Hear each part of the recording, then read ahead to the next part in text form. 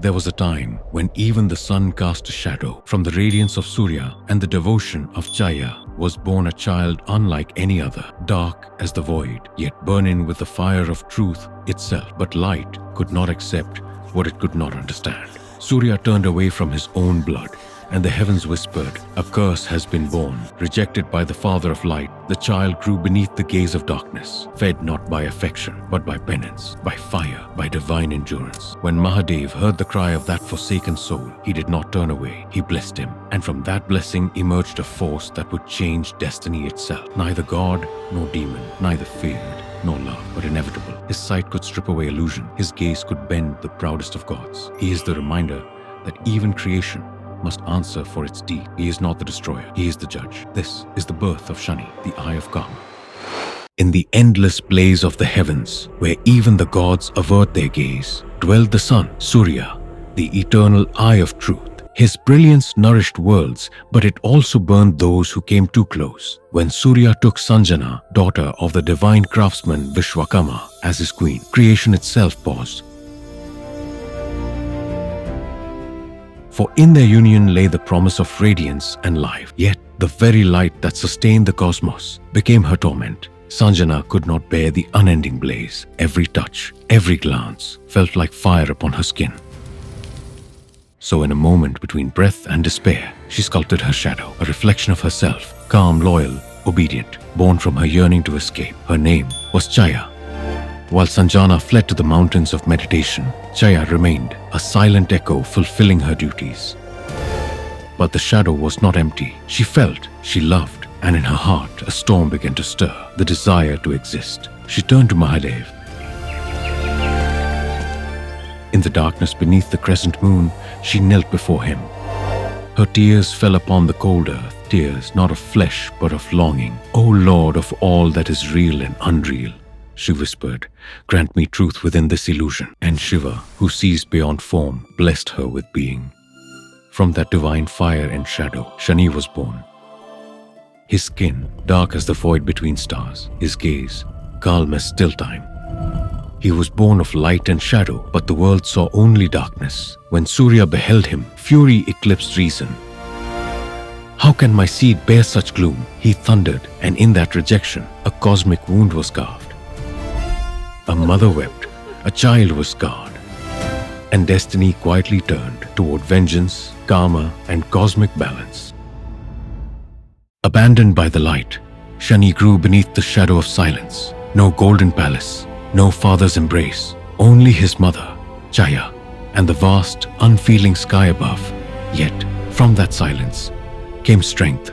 The fire of rejection turned inward, forging steel where sorrow once dwelled. While the Devas strained in celestial gardens, Shani sat alone upon the cold stones of meditation, eyes closed, heart open to the infinite. He sought no weapon, no blessing, only truth. Years passed like whispers in the wind, and when his eyes finally opened, the universe trembled, for in his gaze lay the mirror of karma. No secret could hide, no sin could escape. Every being that met his sight was forced to face the weight of their own deeds. Whispers spread through heaven and hell alike. The Son of the Sun sees all. Even the proudest of gods lowered their eyes before him. For truth, once seen, can burn more fiercely than light itself. In duels of discipline and strength, Shani shattered the pride of celestial warriors. With every victory, his legend grew, but so did his loneliness. Each triumph echoed hollow, for within him, a single desire still burned, to be seen, not as shadow, but as sun. He would return to his father's light, not to beg, but to prove, to show that even darkness can carry divine purpose. And thus, the outcast began to rise, his heart heavy with pain, his will unbreakable, his destiny already written in the stars by the hand of karma itself. As years folded into eternity, Shani found solace in devotion, and in time love found him. She was Chitrarat, a woman of grace and prayer, her heart pure as the sacred Ganga herself. Together, they lived in quiet harmony, until one fateful dawn, desire turned destiny. She prayed for a child, but Shani, deep in meditation upon Mahadev, heard not her plea. Silence became her wound, and wounded hearts, even the purest, can summon wrath. In that single moment of anguish, her lips uttered the words that would rewrite fate itself. Your gaze shall destroy all it falls upon. The heavens froze. The curse took root. From that day, Shani's eyes, once mirrors of karma, became instruments of ruin. Forests withered beneath his glance. Rivers stilled. Even light fled from his path. He lowered his eyes forever, walking with the burden of vision he could never use. The seer who must never see.